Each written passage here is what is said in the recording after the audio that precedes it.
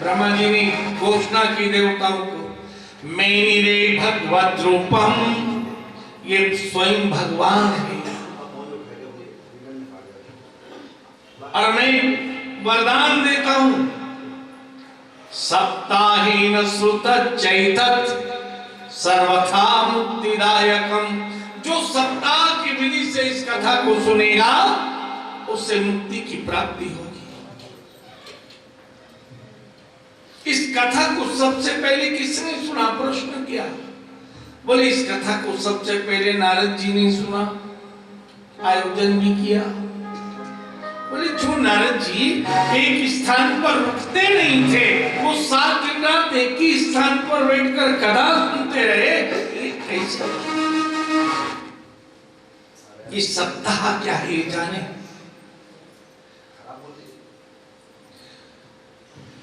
हमारा शरीर है ना, इसमें आत्मा अंदर बंद है, श्वासों पर निर्भर है।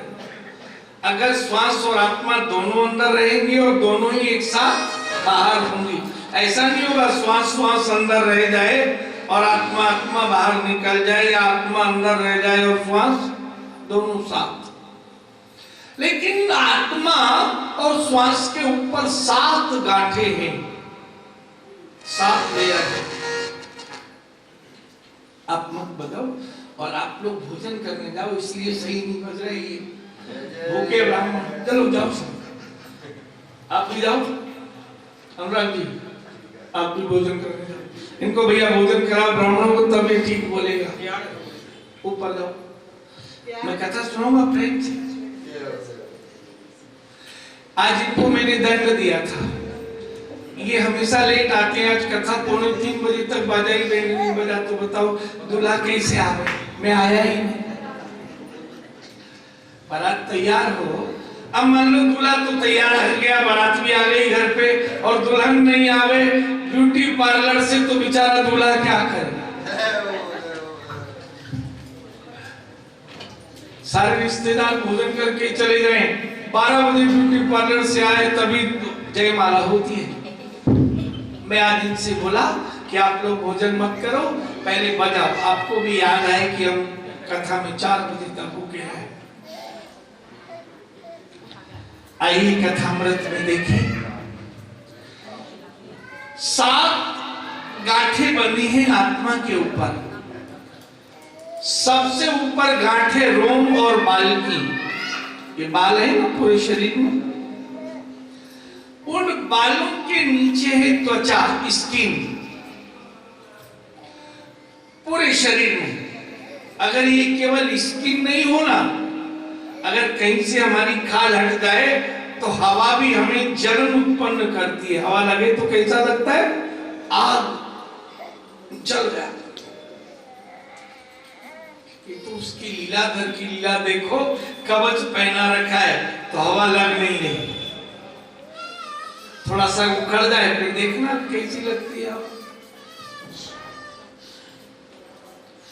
इस स्किन के अंदर होता है रक्त, ब्लड,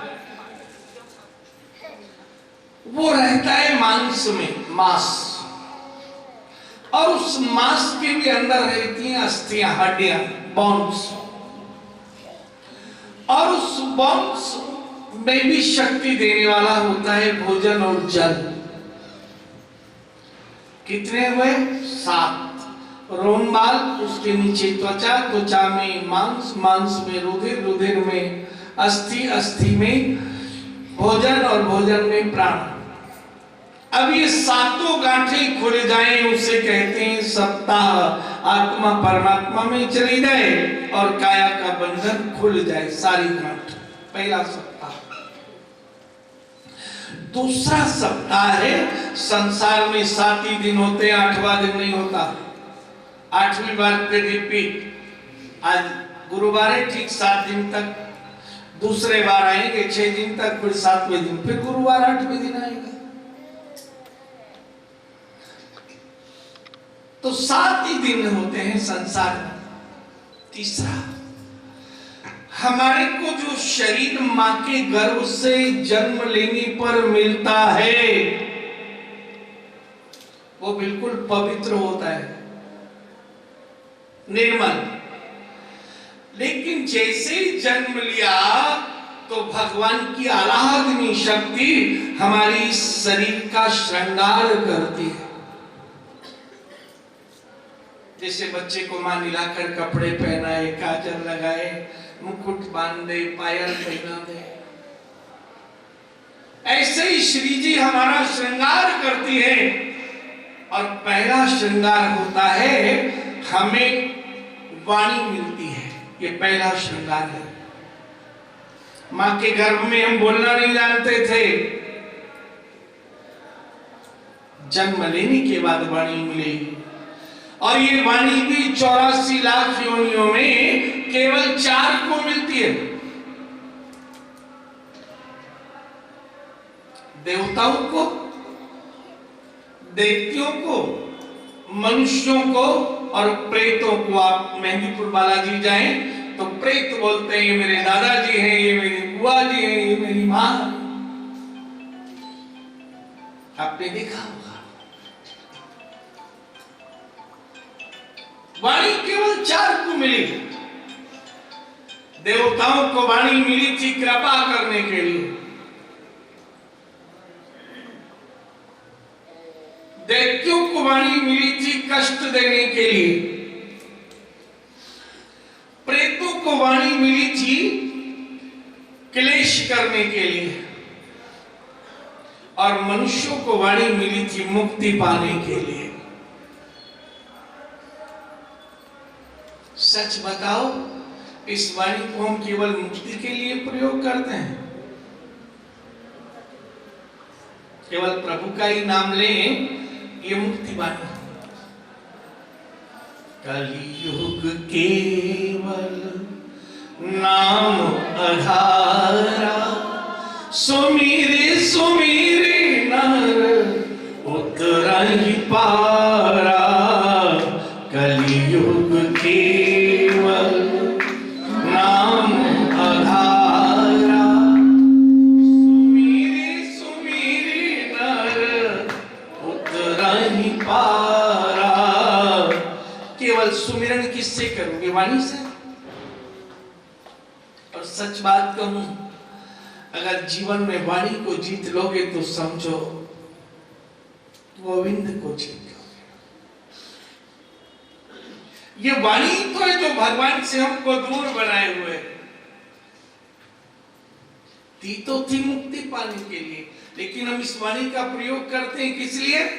परिवार को पकड़ने के लिए। बगुला होता है ना, नदी किनारे बैठ जाता है, बोले मछली ऊपर आई और उसने दाव। कीड़े मकोड़े बीनता है, वो गाय भैंस के ऊपर बैठ जाता है, वो जुआ खाता है। तो ये वाणी हम परिवार पकड़ने में, व्यापार पकड़ने में, व्यवहार पकड़ने में, धर्माल पकड़ने में। और पकड़ना किसको था? परमात्मा को। तो संत बहुत लिखते हैं वाणी के लिए, शब्द संभाल के बोलिए, शब्द के हाथ न पांव। एक शब्द है औषधि, एक शब्द है घाव। कबीरा एक शब्द है घाव। वाणी पर से प्रेम गया और कहीं ईर्ष्या आ गई, क्रोध आ गया, तो बड़ी की मात्रा हटाओ, वाणी लिखो, और बड़ी की मात्रा हटाओ तो क्या हो गई? उसका दर्द मिटने वाला नहीं है। और वाणी का दुनिया में कोई औषधि नहीं है जो उस दर्द को दूर कर दे। एक औषधि है और वो है सत्संग।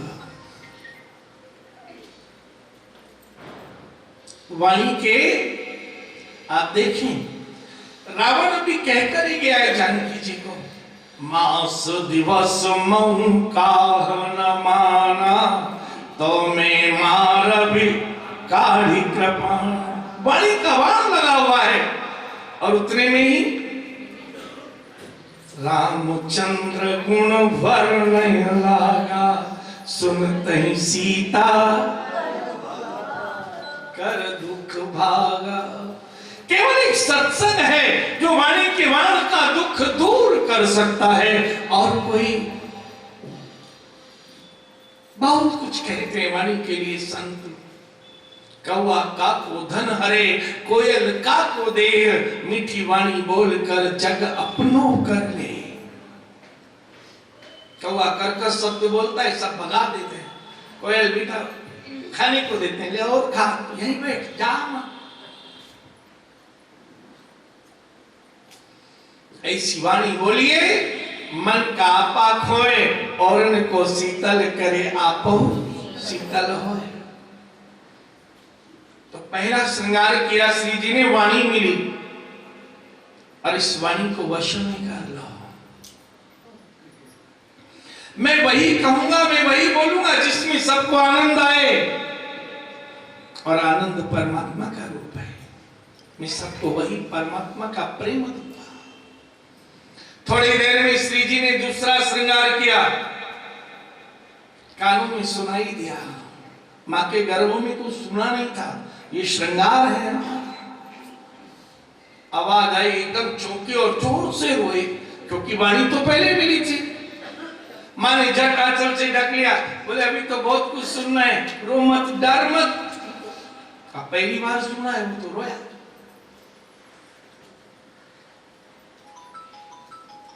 जब तुम जन्मे जगत में, जगत हंसा तुम रो, ऐसी करनी कर चलो तुम हंसो। एक बात बताओ, बच्चा हुआ और पहली बार रोया तो सब हंसे, और जब उसका रोना बंद हो गया, वो चला गया, तो सब रोए।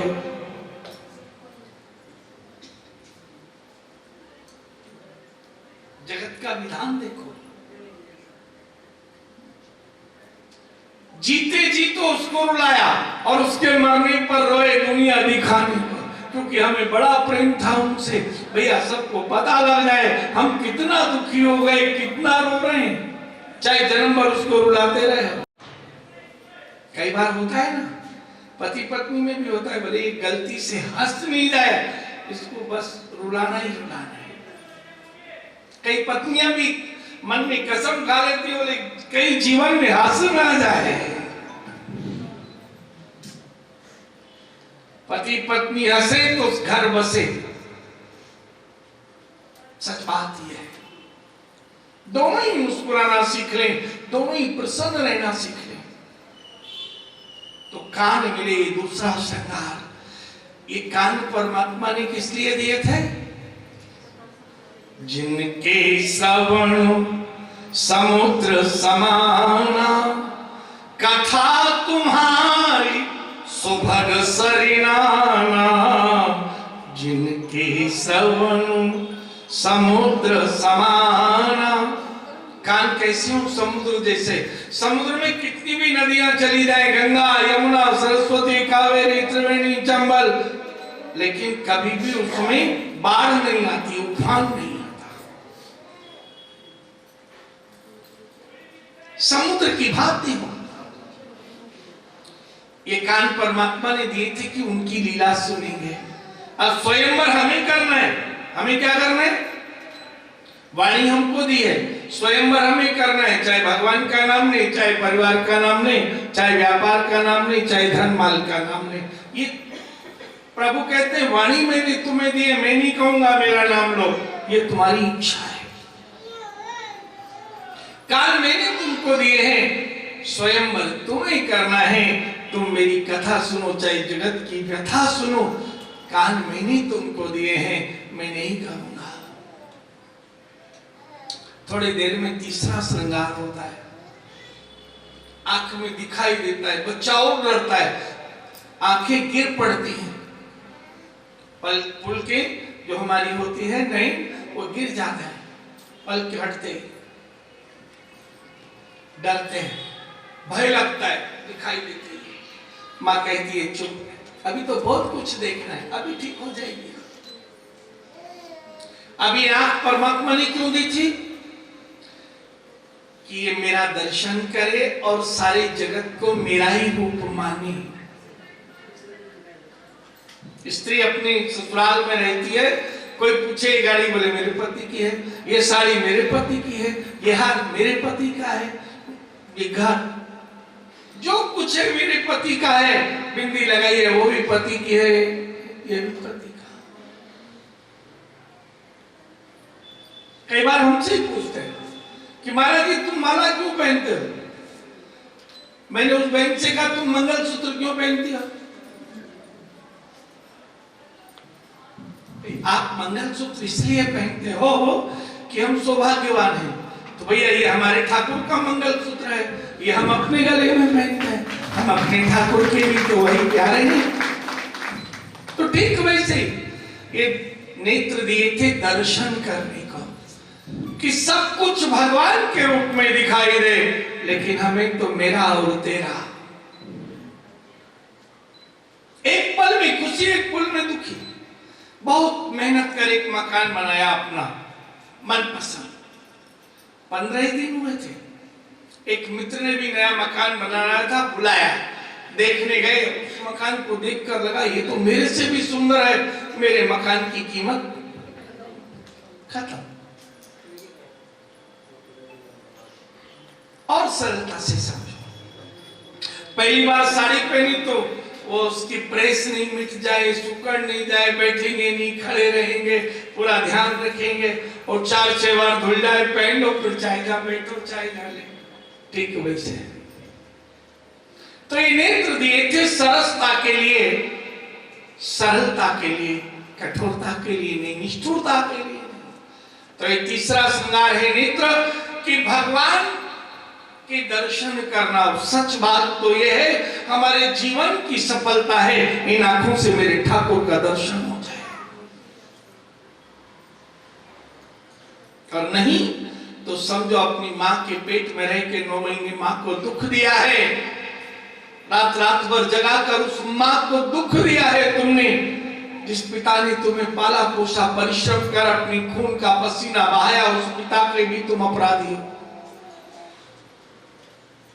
जीवन की सफलता है इन आंखों से गोविंद के दर्शन कर लेना। थोड़ी देर में चौथा श्रृंगार किया, हमें भूख और प्यास लगी, मां के पेट में कुछ खाया पिया नहीं।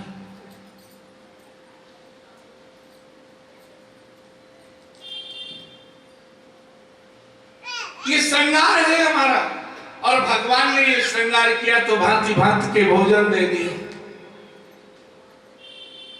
कहीं अंगूर बन गए, कहीं गाय का दूध बन गए, बोले भक्त के मुख में जाऊंगा मैं। अनार बन गए, आम बन गए, बोले भक्त के मुख में जाना है मुझे। गन्ने में रस बना, चीनी बनी, मिश्री बन गई। देखो अनेक रूप धारण किया, भोजन भी 3 प्रकार का दिया, सतोगुणी, रजोगुणी और तमोगुणी। बोले स्वयंवर तुम्हें करना है, चाहे देव संबंध रखना है तो फलाहार करो, संसार संबंध रखना है तो अन्न का आहार करो, और यदि तुम्हें माया का संबंध रखना है तो सब जिंदों को खाते हैं, और जो केवल मायावी होते हैं वो मुर्दों को खाते हैं। जब वो मरेगा तब उसे गर्म करेंगे, तब बनाएंगे, तब खाएंगे। एक संसारी मुर्दे को छूले तो नहाना पड़ता है, और जो मुर्दे को खा ले सेक कर, उनको कैसे पवित्र होंगे सोचे। क्या होगा?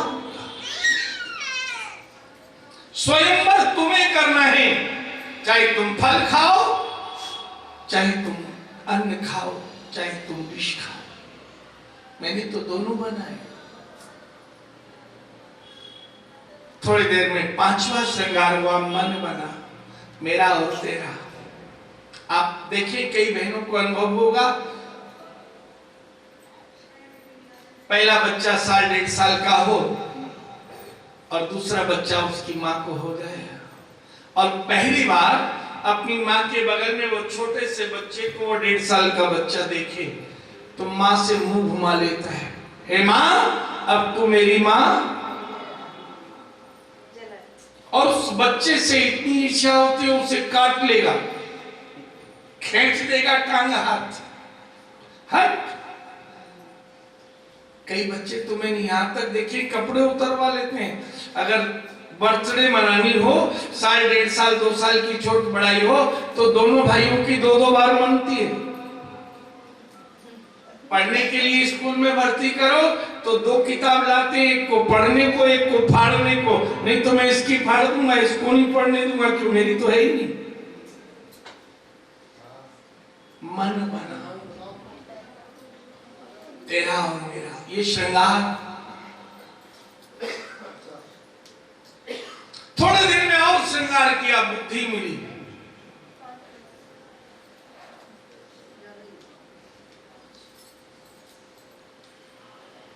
ये मेरा अधिकार है, ये भाव था। कई बच्चे कहते हैं बेटा हमने तुम्हें देखो कितने दुखों से पाला, अब तुम अपने बच्चे पाल रहे हो, देखो ऐसे ही हमने भी दुख पाया। बोले वो तुम्हारा कर्तव्य था, ये हमारा कर्तव्य है। आपने जन्म दिया तो पालना तो आपको था ही, आपने हमें पाल दिया बस हो गया, हम आपको पाली इसकी जिम्मेदारी नहीं है। हमें जो जिम्मेदारी निभानी है वो हमारे हो गए, उनकी जिम्मेदारी हमारी जिम्मेदारी है। संसार का नियम बता देते हैं बच्चे, ये बुद्धि। थोड़े दिनों में चित्त का अवतार हुआ, 7वां श्रृंगार हुआ। कभी चित्त कहता है माया में चलो, इसके बिना अवतार नहीं है, और कभी वही चित्त कहता है भक्ति में चलो, इसके बिना अवतार नहीं है। त्रिनगर में इतने ही लोग थोड़े हैं, कथाएं या 2-2 चली है यहां, लेकिन 2 प्रकार का प्रेम होता है। एक प्रेम होता है शरीर से, वो कभी सत्संग में नहीं आ सकता है। एक प्रेम होता है आत्मा से, वो कभी घर में रह नहीं सकता है। और सरलता से समझिए, 2 प्रकार की विद्या होती है संसार में, एक है धन विद्या और दूसरी है धर्म विद्या। धन विद्या है LLB करो एडवोकेट बन जाओ, MBBS करो डॉक्टर बन जाओ, CA बनो तो अकाउंटेंट बन जाओ, ये सब धन विद्या है। और धन विद्या केवल शरीर में रहती है। और दूसरी है धर्म विद्या, वेद पुराण शास्त्र, गीता भागवत रामायण, ये धर्म विद्या है, ये आत्मा में रहती है, 3 जन्म तक रहती है। आप देखें 5-5 साल के बच्चे वेद मंत्र पढ़ते हैं, कभी उनको ये सिखाया नहीं गया, पूर्व जन्म की स्मृति है। सत्संग करते हैं, शास्त्रार्थ करते हैं, तो धर्म विद्या। ऐसे ही शरीर को पाकर कुछ लोग प्रसन्न होते हैं कि अब हमारा उद्धार हो जाएगा, अब हमें वही कार्य करें जिससे उद्धार हो। और कई कहते हैं शरीर मिल गया बस आनंद में रहो, राम भजन को आलसी और भोजन को होशियार। तो ये 7 श्रृंगार किए, वाणी, श्रवण, नयन, भूख प्यास, मन, बुद्धि, चित्त। अब इसमें पाप और पुण्य दोनों को प्रवेश करा दिया, क्योंकि इनका अवतार हुआ संसार में, मां के गर्भ में नहीं हुआ। और संसार में जिसका जन्म होता है उसमें माया मिल जाती है। क्या मिलता है? माया। अब ये वाणी भी मेरी और तेरी होती है। एक व्यक्ति ने कोई सामान खरीदा और उसमें हमें लाभ हुआ 100 रुपए का, हम बड़े प्रसन्न हुए। और थोड़ी देर में वो व्यक्ति आया और बोला भैया अपना सामान ले लो, मेरे पैसे दे दो, अब इसकी जरूरत नहीं। उसने जो दिया वही ले रहा है, जो हमने दिया वो वापस कर रहा है, लेकिन क्रोध आ रहा है क्योंकि 100 रुपए मिले थे वो अब 100 चले गए। तो इस वाणी में मिला दी प्रेम है तो इसमें क्रोध भी है। कानों में भगवान की कथा सुनने का बल है तो संसार की कीर्ति सुनने का भी रस है। आंखों में भगवान को देखने के लिए आंख बनी थी, लेकिन जगत को देखकर ही हम शीतलता धारण कर लेते हैं, सुख का अनुभव करते हैं। भोजन में भी त्रसित होते हैं और तृप्त भी रहते हैं। 2 प्रकार के लोग होते हैं। एक का भाव रहता है जो मिल गया ठीक है, और एक का भाव नहीं, मुझे तो आज वही चाहिए। जैसे छोटा बच्चा होता है ना, अंकल चिप्स मानी अंकल चिप्स, फिर माँ कितना भी ज्ञान दे, बोले कोई ज्ञान नहीं। बड़े बड़े भी बुजुर्ग भी होते हैं, आज कढ़ी बना दीजिए और बेचारे घर में बेसन हो या नहीं, अब बनाओ तो बाबूजी भोजन करें, नहीं तो करें कौन। तो साधु और स्वादु भोजन में भी 2 प्रकार के, एक साधुता वाला भोजन, एक स्वादुता स्वाद वाला भोजन। बोले गुलाब जामुन खाना, आइसक्रीम खानी है। रहते तो त्रिनगर में, रात को 2 बजे बोले कमला नगर चले, वो बर्फ का गोला खाएंगे।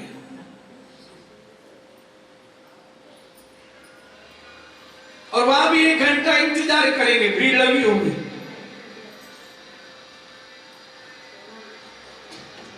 तो जीव में रस भर गया, लेकिन रस केवल जीव तक ही है, पूरे शरीर में नहीं। और सच बात बताऊं, जिसके जीवन में पूरे शरीर में रस आ गया वही भक्ति के मार्ग में जाकर भगवान को पकड़ सकता है। जिसके केवल जीवों में स्वाद रहा, जो शरीर के बस में रहा उसे संसार मिला, और जो आत्मा के बस में रहा उसे परमात्मा मिला। और भक्ति के मार्ग में ये शरीर सबसे बड़ी बाधा है, स्पीड ब्रेकर है। एकादशी का व्रत करे, भगवान नारायण का प्रेम मिलेगा।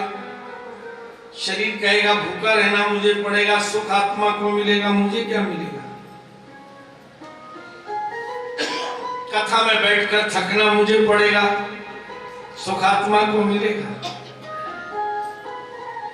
धर्म करने के लिए धन मुझे कमाना पड़ेगा, सुख आत्मा को मिलेगा।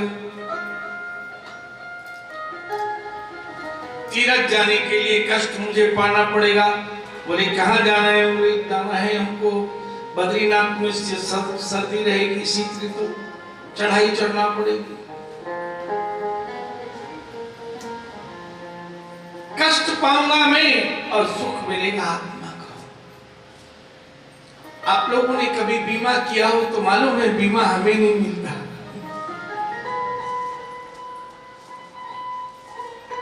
किस्त भरते रहो बस। अगर अवधि पूरी हुई तो तुम्हें पैसा मिलेगा, और बीच में चले गए तो बच्चों को मिलेगा। ठीक वैसे ही ये शरीर भक्ति करे, भजन करे, दान करे, कथा सुने, पर बल आत्मा को मिलने वाला है। ठीक बीमे वाला हिसाब है।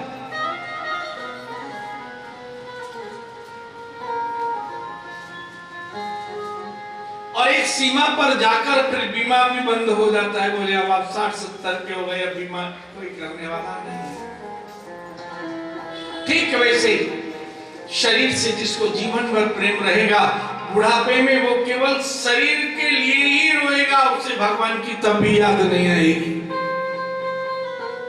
डॉक्टर को खोजेगा, 2 दिन जीने का कोई टेबलेट दे दीजिए, सिरप पिला दीजिए, वेंटिलेटर लगा दीजिए, 2 दिन बच जाओ। भगवान की फिर भी याद आने वाली नहीं। तो सप्ताह में ये 7 हैं। अगर वाणी है तो प्रेम और क्रोध दोनों हैं। नैन है तो उपासना और वासना दोनों हैं, कान है तो इसमें प्रेम की वार्ता भी है, परमात्मा की लीला और परमात्मा की प्रकृति की लीला दोनों है। भूख दिया तो अनेक प्रकार के भोजन है, सतोगुणी, रजोगुणी, तमोगुणी। मन है तो राग, विराग और अनुराग तीनों है। बुद्धि है तो प्रेम और ईर्ष्या दोनों भरी है। चित्त है तो इसमें जगत प्रेम और ईश्वर प्रेम दोनों। शरीर प्रेम जागेगा तो हम शरीर के प्रति रहेंगे, और आत्मा का प्रेम जागेगा तो हम आत्मा के प्रति सजग हो जाएंगे। दो प्रकार की लीला। सप्ताहेन श्रुत चैतत सर्वथा मुक्तिदायकम। पहले दिन कथा सुनो और नियम लो, आज से हम क्रोध नहीं करेंगे, केवल प्रेम करेंगे। वाणी प्रेम से ही बोलेगी, चाहे कोई कितना भी कष्ट दे। दूसरे दिन की कथा सुनो तो एक ही भाव रखो, संसार की चर्चा कोई सुनाएगा तो उठकर चले जाएंगे, और भगवान की चर्चा करेगा तो वहीं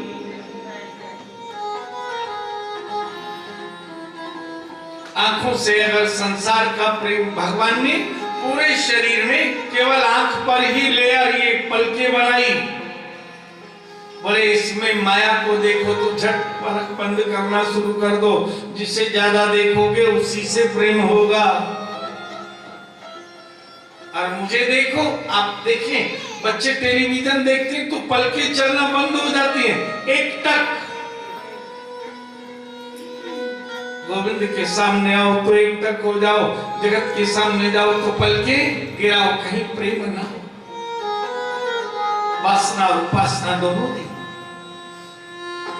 तो तीसरे दिन कथा सुनो तो केवल नेत्रों में एक ही भाव कि मैं तो परमात्मा को ही देख रहा हूं और कुछ है।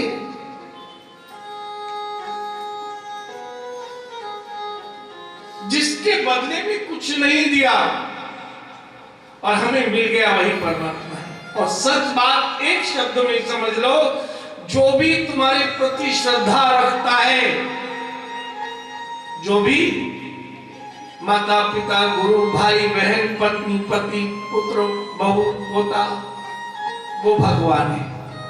वो जो चाहता है तुम सुखी रहो, वही भगवान का स्वरूप है। और जो तुमसे ईर्ष्या करता है वही माया का रूप है। चारों ओर दोनों है, ईश्वर भी और माया भी। कथामृत में वर्णन करते हैं,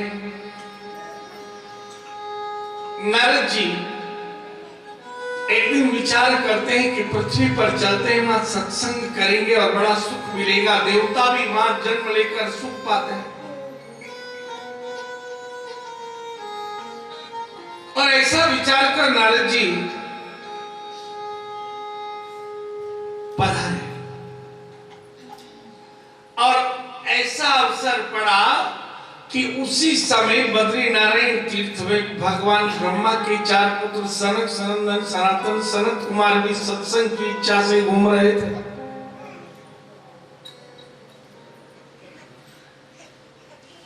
एकदाई विशालायां चत्वारहर्षयोमला सत्संगात् समायाता तद्रशु तत्र नारदम्। एक दिन ब्रह्मा के चार पुत्र सत्संग हो जाए, जिसको जो चाहिए वो उसी को खोजता है। आप राम कथा में भी सुनते हो, याज्ञवल्क्य ऋषि के यहाँ स्वयं भगवान शिव लेकर आए थे सती को सत्संग सुनाने के लिए। तो सत्संग का प्रेम है, सुनेंगे और सुनाएंगे। आप देखिए नया नया ब्याह हो और पहली बार मायके आए तो वो छोरी बार बार अपने ससुराल की बात करे,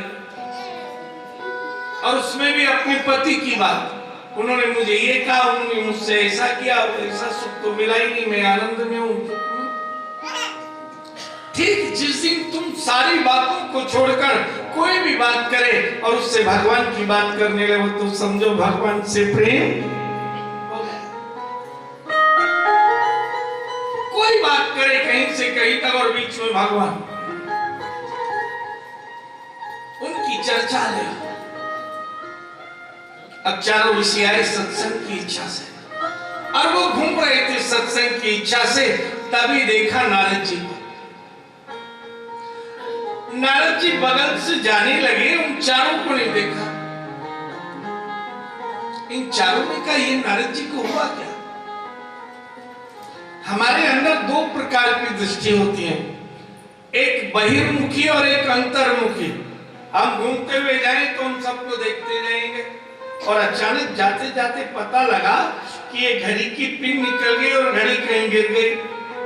अब हम लौट के चले, अब हम यही देख रहे हैं कि वो घड़ी किसी के हाथ में दिख जाए, उठाते दिख जाए या जमीन पर दिख जाए। वो हो गई अंतर्मुखी, केवल हमको घड़ी दिखाई दे रही है, आसपास कौन आ रहा है जा रहा है, कौन हमें देख रहा है, कुछ दिखाई। तो नारद जी को जब देखा तो चारों ने आवाज लगाई, कहां जा रहे हैं नारद जी? त्वरिते गम्यते कुत्र कुतश्चागमनम तव। कहां से आ रहे हो और कहां से जा रहे हो? आज तो आप ऐसे लग रहे हो गत वित्तो यथा जनः, जैसे किसी धनवान का धन खो जाए और वो धन की खोज में जा रहा हो। अंतर्मुखी दृष्टि हो गई।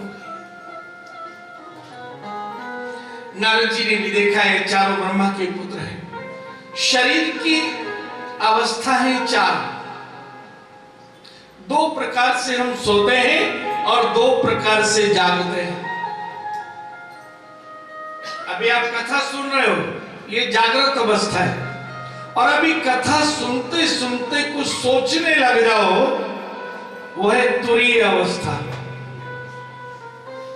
आप यहां रहोगे, वहां पहुंच जाओगे जो सोच रहे हो, और बगल वाला कुछ बोले ना तो शुरू की बात सुनाई नहीं देगी, आधी बात सुनोगे फिर कहोगे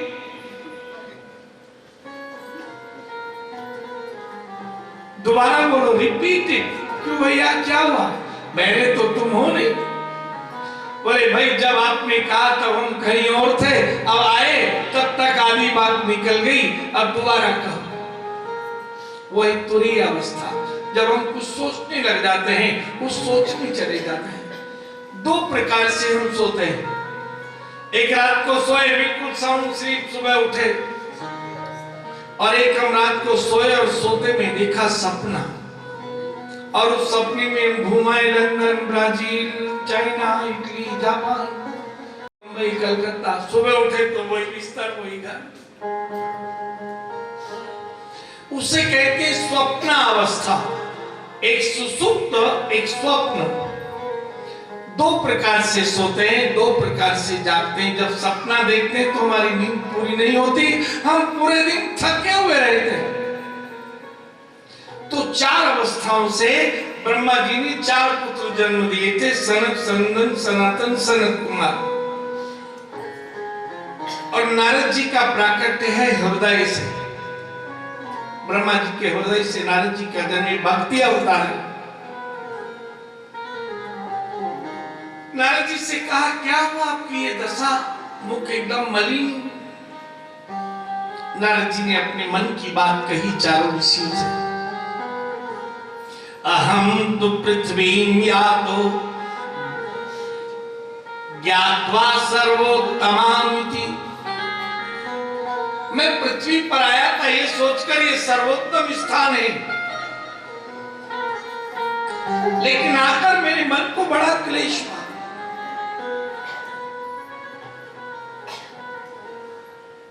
क्या देखा आपने? बोले मैं सबसे पहले तीर्थ में गया, गंगा तट पर पहुंचा, हरिद्वार में, सेतुबंध, रामेश्वर में गया, कभी मैं गया तीर्थ में गया, कभी प्रयाग तीर्थ में गया, अनेक तीर्थों में गया, लेकिन कहीं भी मुझे संतोष नहीं मिला। बोले तीर्थों में आपने क्या देखा? बोले तीर्थों में मैंने देखा मंदाः सुमन्नमतयो मंदभाग्याहुपद्रुता। मैंने तीर्थों में देखा जो वहां रहते हैं वो आलसी है,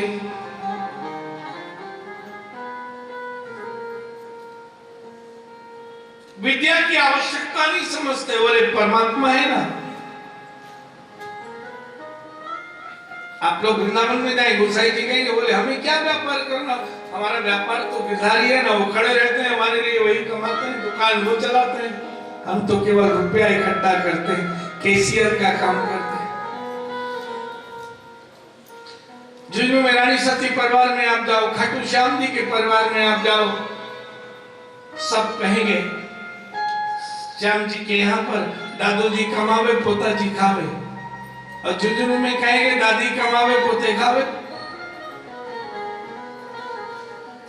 मारो व्यापार तो यही कर लो, मैंने देखा ही कर। तो ठीक वैसे मैं गया तीर्थों में, मैंने देखा वहां मंद बुद्धि वाले मिले, आलसी मिले, उपद्रवी मिले, भगवान जागते हो उतनी देर जागते हो, भगवान सोते हो उतनी देर ही सोने वाले मिले। मैं तीर्थों में गया, मुझे बड़ा मन को क्लेश हुआ। बोले क्या हुआ? बोले मेरी एक जगह देखा ब्रह्मचारी जी, कितनी तपस्वी है, ब्रह्म से इनका संबंध है, इन्होंने गृहस्थी नहीं बसाई, ब्रह्मचारी जी से तो जरूर मिलूंगा। अब आप 5-10 बच्चे खेल रहे थे, नारद जी ने पूछा ये ब्रह्मचारी जी से मिलना है जिनका नाम लिखा है? वो बच्चे बोले ये तो हमारे पिताजी हैं। बड़ा दुख हुआ। मैंने तीर्थों में ब्रह्मचारियों के बालक देखे। एक जगह तो मैं तीर्थ में गया, वहां लिखा था त्यागी जी। बोले इनसे जरूर मैं पूछा भैया ये त्यागी जी क्यों है? बोले बढ़िया घर था, पत्नी, 2 बच्चे, व्यापार अच्छा, एक दिन भगवान से लौ लग गई, तीर्थ में आ गए, इनसे तो जरूर मिलेंगे भाई। बोले कहाँ मिलेंगे त्यागी जी? बोले यहां से वहां तक दिख रहा है, ये उन्हीं का आश्रम है। बोले इतना बड़ा आश्रम? बोले यार कुछ नहीं, 20-22 लाख शिष्य भी है, 100-200 करोड़ रुपया भी है, लेकिन त्यागी जी है। बोले मैं गया, मुझे बड़ा क्लेश हुआ। मैं गृहस्थियों में गया कि गृहस्थियों में तो मुझे प्रेम मिलेगा, और गृहस्थियों में जाकर मैंने देखा कि स्त्री जो प्रेम का रूप होती है वही कलह करने वाली मुझे दिखाई दी। प्रेमस्मितो विस्मत विप्रभब्रुः, जो प्रेम है उसका प्रतीक रूप है स्त्री। मैंने उनमें क्रोध देखा।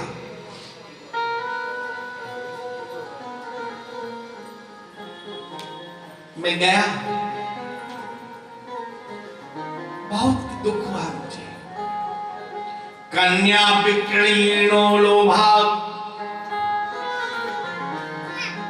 मैंने देखा लोभ में पिता, पुत्र तो कहना मानते नहीं, पुत्रियां मान लेती हैं, ज्यादा पड़ जाती है तो वो नौकरी करके अपने माता पिता को पालती है। कन्या विक्रयणो लोभात् दंपत्तिनां च कलकलम्। आपने 9 बजे दुकान बंद की थी, 10 मिनट का रास्ता है, 9:10 पे घर आना था, 9:30 तक कहां थे?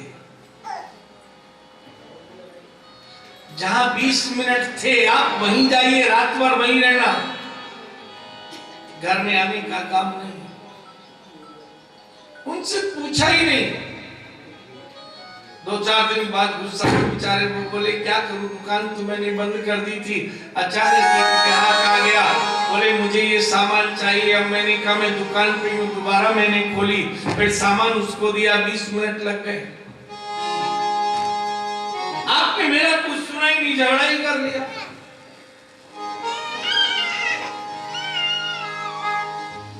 मैंने देखा स्त्रियों को बंधन मुक्त रहती है।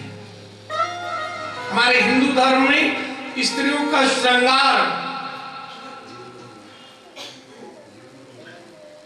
इसलिए किया जाता था कि वो अपना ध्यान रखें, बाहर न देखें। अब तो नया नियम हो गया, नकली गहने पहन लो, ध्यान रखने की जरूरत नहीं है, मिल गए तो वेलकम, चले गए तो वेलकम।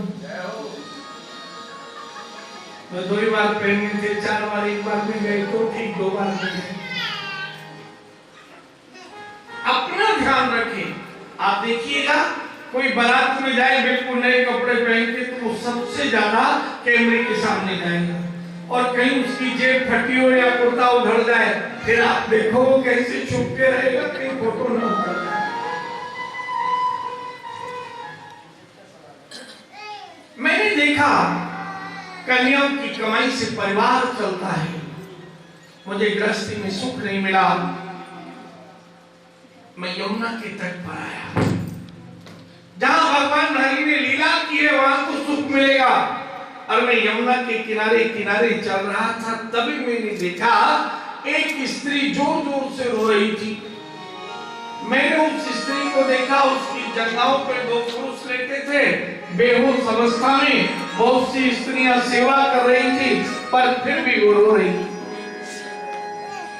मैंने विचार किया जाकर देखूं क्या दुख है। अब नारद जी थोड़ा आगे बढ़े, वहां पर केवल स्त्रियां थी। नारद जी के मन में आया कि कहीं किसी स्त्री ने कहा, आप क्यों पूछते हो जी, आपका क्या मतलब है, आप पुरुष हो हम स्त्री हैं। तो नारद जी आगे जाकर भी लौटने लगे। जो स्त्री रो रही थी उसने रोना बंद किया और नारद जी को पुकारा, भो साधु क्षणं तिष्ठा मच्चिन्तामपि नाशय। हे साधु बाबा रुक जाओ, पहले मेरी चिंता, मेरे दुख को दूर करके जाओ। मैं जानती हूँ आपको, आपके इस शब्द से ही मेरा दुख दूर हो गया। जब पुकारा तो नारद जी गए, भाई मैं तुम्हें नहीं जानता, तुम मुझे कैसे जानती हो कि इनकी पत्नी हो, कौन हो, और दुख क्या है। स्त्री ने कहा, अहम भक्ति ख्याता इमौ में तनयो मतौ ज्ञान वैराग्य नामानौ कालयोगेन जर्जरौ। मेरा नाम भक्ति है, ये मेरे 2 पुत्र हैं ज्ञान और वैराग्य। ये मूर्छित अवस्था में, संसार में नियम में माँ बूढ़ी होती है, पुत्र युवा होते हैं, पर मैं माँ होकर युवा हूँ और मेरे पुत्र वृद्ध हैं, यही मेरे दुख का कारण है। नारद जी बोले, भक्ति तुम तो भगवान की स्वयं अंग संग हो, अब तुम भी दुखी हो, मुझे विस्तार से बताओ। कभी भक्ति कहती, उत्पन्ने द्रविड़ासाहं प्रद्युम्न कर्नाटके तथा क्वचित् क्वचिन् महाराष्ट्रे गुर्जरे चिन्तांगता। भक्ति कहती है, उत्पन्ने द्रविड़ासाहं, जब भगवान की कथाओं को सुनकर मन द्रवित हो जाए, भगवान का प्रेम जागृत हो, तो समझो भक्ति का जन्म हो गया। होते हैं कि दुकान पर भी दुकान के और घर में भी दुकान के, उनका व्यापार 24 घंटे, रात में भी। अगर घर के कुछ कहें तो बोले डोंट डिस्टर्ब। हमको कर्म करने दीजिए, आप धर्म कीजिए। दुकान घर आ जाती है।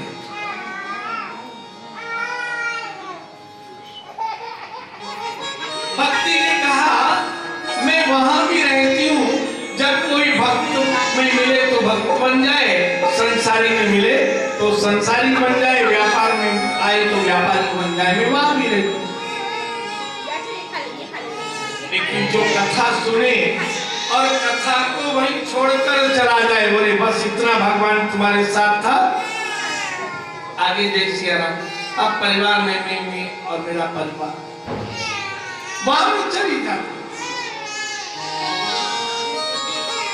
भक्ति ने कहा, नारद जी मेरी समझ में नहीं आया, राजा परीक्षित ने कलियुग को भूमि पर निवासी क्यों दिया?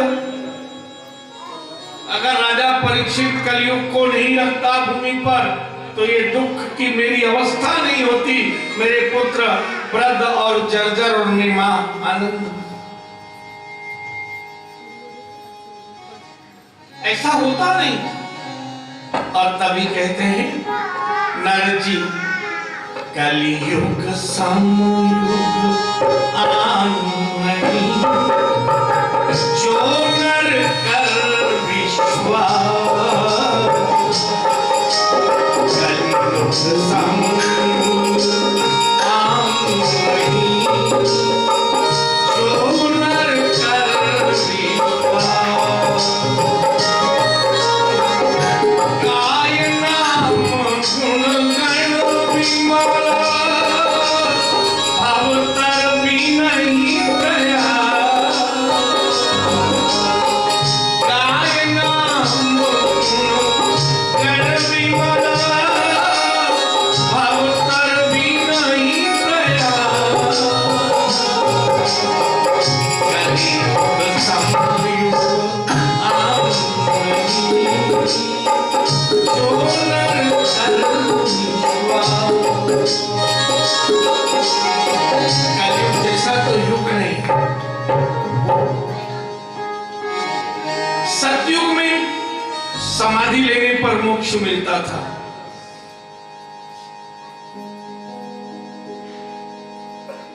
जैन धर्म होता है ना, उसमें भी अभी समाधि होती है।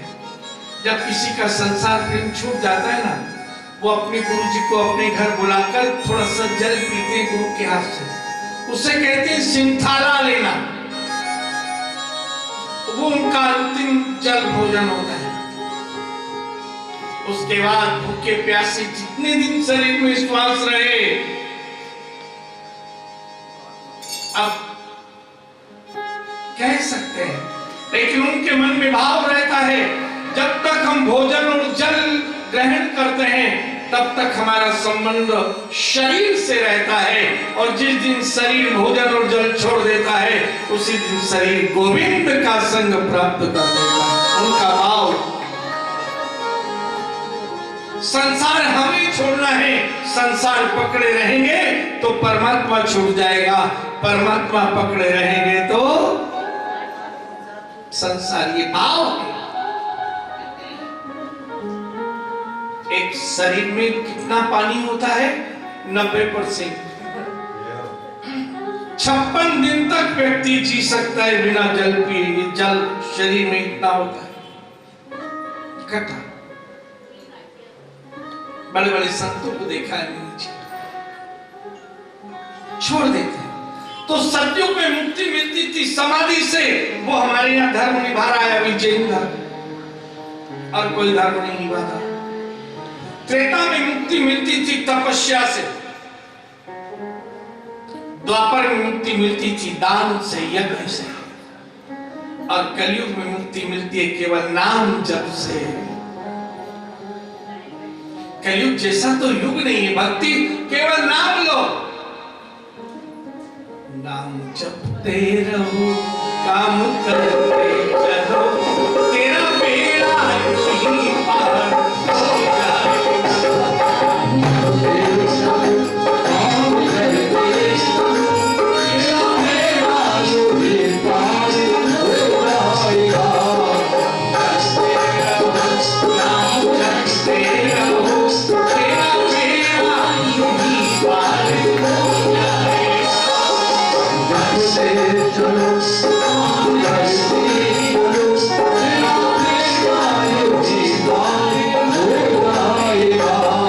काम करते रहो और नाम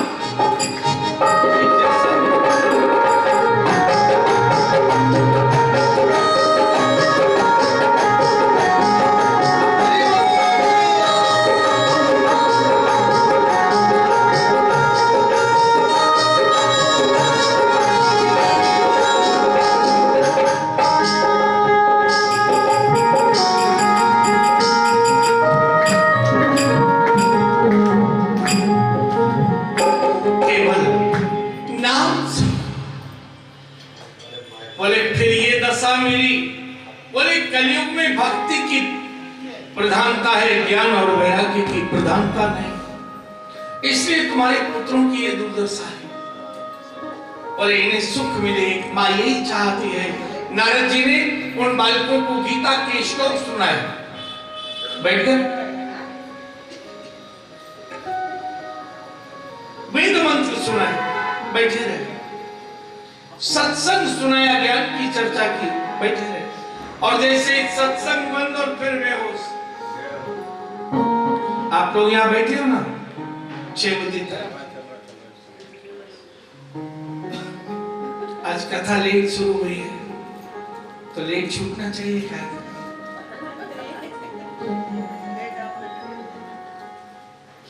देखो मेरी कथा का नियम है, चाहे जब आओ और चाहे जब जाओ। मेरे यजमान मेरे बिहारी जी ये बैठे और ये तो तब तक नहीं हिलेंगे जब तक मैं यहाँ बैठा, मुझे पता है। और जिसके साथ उसका पति रहता उसे समय का पता,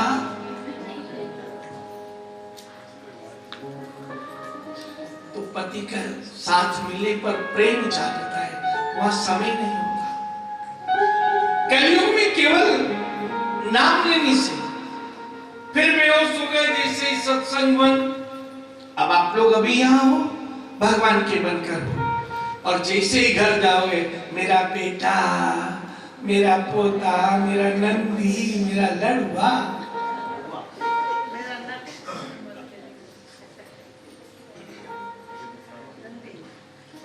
फिर वही घोड़ा वही मैदान। नारद जी ने तभी आकाशवाणी हुई, आप साधन करो, साधना से सफलता मिलेगी। नारद जी चल दिए, भक्ति से कहा मैं साधन ढूंढ कर लौटूंगा, तुम्हारा दुख दूर करूंगा। जो भी संत में मिलता बताओ, मैं जितनी देर ज्ञान की चर्चा सुनाता हूँ, मंत्र श्लोक, वो जागृत रहते हैं, फिर बेहोश हो जाते हैं। और मैं उन्हीं को ढूंढता हुआ जा रहा था तो आप चारों मिल गए। चारों ही सनातन संत कुमार बोले, नारद जी हम जानते हैं कि आकाशवाणी ने क्या कहा था। बोले भक्ति के दुख दूर करने का एक ही साधन है, श्रीमद् भागवत महापुराण सप्ताह कथा। नारद जी बोले वेद वेदांत गौशैष्य गीता पाठेर मुहुर्मुहुः। मैंने बार बार वेद मंत्र सुनाए, पुराण कथाएं सुनाई, गीता का पाठ सुनाया, तब वो नहीं होश में आ पाए तो भागवत से कैसे आ जाए? वेदोपनिषदां जाताम, वेदोपनिषदों का सार है भागवत। वेदोपनिषदां सारां जाताम भागवती कथा। भागवत की कथा रस है। दूध 1 लीटर पियो और वही 1 किलो मक्खन खाओ, दोनों की ताकत में अंतर। ये सार है, निश्चय उनको बल प्राप्त होगा। नारद जी बोले तो फिर तो आप भी सुना दीजिए। भाग्योदयेन बहुजन्म समर्जितेन सत्संगमं पुरुषो लभते। भाग्य का उदय होगा तो सत्संग मिलेगा, और यदि भाग्य की आज कोई बाधा है तो कुसंग मिलेगा। जिस दिन तुम्हें कोई एक मित्र मिले समझो आज धर्म ने पकड़ा है, और जिस दिन शत्रु का दर्शन हो जाए समझो आज कोई पाप ने मुझे। सीधी सी पहचान। बताइए कब और कहां सुनाए गए? और तभी बता दिया, गंगा द्वार समीपे तु तटमहर्दनामकं यत् समीपस्थ जीवानां वैरम नैव छात्रषि। गंगा हरिद्वार के पास में ही है स्थान, आनंद नाम का तट, जिसे आप लोग सुखताल के नाम से जानते हैं। बोले कथा ऐसी जगह होना चाहिए जब बकरी और शेर एक साथ रहे, अर्थात कथा हम करें, माइक सुनाई रहे तो मोहल्ले वाले कहे भैया थोड़ा ताल बढ़ा देना, तो हमारे बूढ़े पिताजी भी सुन लेंगे। भैया 2 घर बाद की तो बात है, बोलो ना उनको, माइक वालों को थोड़ा बढ़ा। ऐसा कोई नहीं हो, बंद कर दीजिए, हमें नहीं सुननी आपकी कथा। आप आपकी कथा सुनिए तो अपने अंदर अंदर सुनिए। बोले आनंद नाम का तट वहां है जो सब चाहते हैं कि उसके तो भाग्य का उदय है ही, उसने आयोजन कर लिया, पर मैं भी सुन लूंगा तो मेरे भी भाग्य का उदय हो। अब नारद जी काम करे, वो चुपचाप तो हो गए।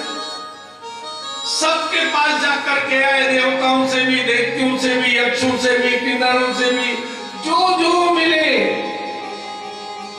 ब्रह्मचारी, सन्यासी, गृहस्थी, वानप्रस्थी, सबको बुला लिया, स्त्री पुरुष बच्चे बाल वृद्ध। और जैसे ही आते नारद जी कहते आपने गुरु बनाया? बोले नहीं। बोले तुम मैं गुरु मंत्र देता हूं। विष्णु दीक्षा विहीनानाम नाधिकार कथा श्रवई, जिनका गुरु ना हो या जिसने गुरु न मान लिया हो तो उसे कथा सुनने से कोई लाभ नहीं मिलता, अधिकारी नहीं है वो। जैसे मां तन बनाती है, परमात्मा उसमें प्राण देते हैं, पर कभी तन परमात्मा नहीं बनाते। ज्ञान उसी शरीर में रिश्ते रहता है जिसमें गुरु का कवच होता है। जैसे भोजन अंग अंग को बल देता है, ऐसे गुरु प्रत्येक पल मन और चित्त को आवेशित नहीं होने देता, रक्षित रखता है। मां से तन मिलता है, पिता से धन मिलता है, गुरु से मन मिलता है और मन से मोहन मिलता है। बच्चा जैसे ही 2.5 वर्ष का होता है, स्कूल में नाम लिखाते हैं, बोले गुरु जी के पास जाएगा, संस्कार सीखेगा। पहले 6 साल के बच्चे को विद्यालय में जाने को मिलता था, अब 2 साल के बच्चे को मिलता है। पेट में बच्चा आते ही नाम स्कूल में लिखा देते हैं। बोले भाई सीट पक्की हो गई, ठीक वैसे गुरु नाम की दीक्षा देते, बिठा देते। अभी कथा के लिए सत्संग सुनाने को सनक सनंदन सनातन सनत कुमार आए, कथा की महिमा की चर्चा कर रहे थे। जो श्रीमद् भागवत स्वरूपी रस को पी लेता है, भागवत के रूप का वर्णन करते हैं। निगम कल्पतरोर गलितम फलम सुखमुखादमृत द्रव संयुतम पिबत भागवतम रसमालयम मुहुः रसिका भुवि भावुका।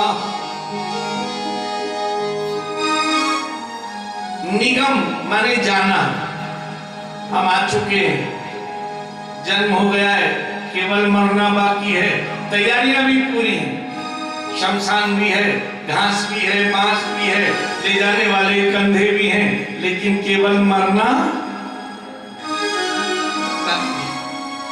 बाकी सब तैयार। तो ये कथा कैसी है?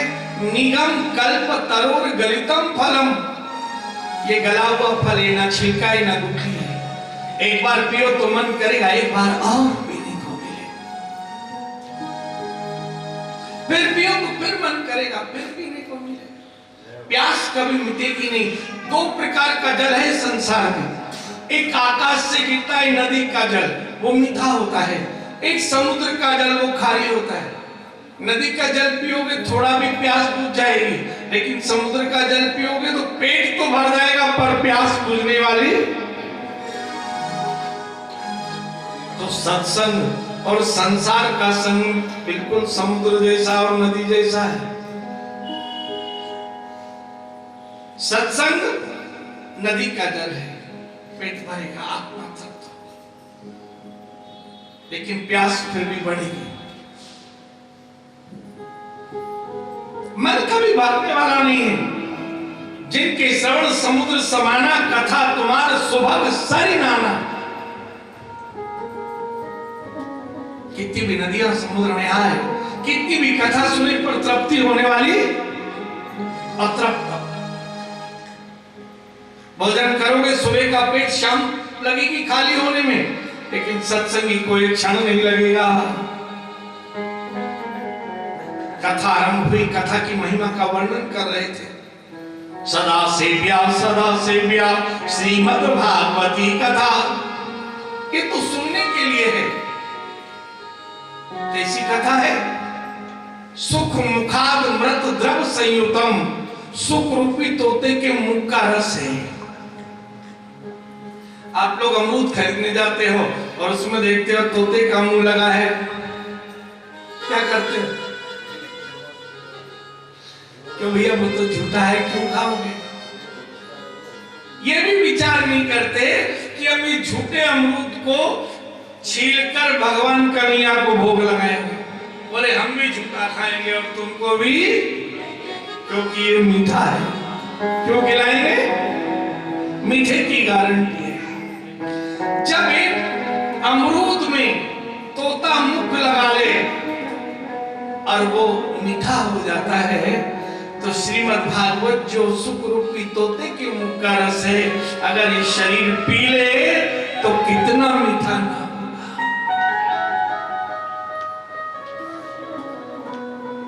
जैसे तुम एक अमरूद को खरीद लेते हो, विचार नहीं करते झूठे और मीठे का, ऐसे यदि भागवत एक बार श्रवण कर ले तो हम जीवन और मरण के चक्कर से मुक्त हो जाए।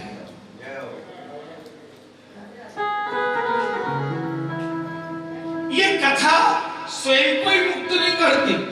अगर ऐसे व्यक्ति को जो बिना कथा सुने चला जाए, भूत प्रेत पिशाच बन जाए, उसके लिए भी ये कथा सुनी जाए तो वो भी मुक्त हो जाता है। ऐसे संसार में और कोई कथा नहीं।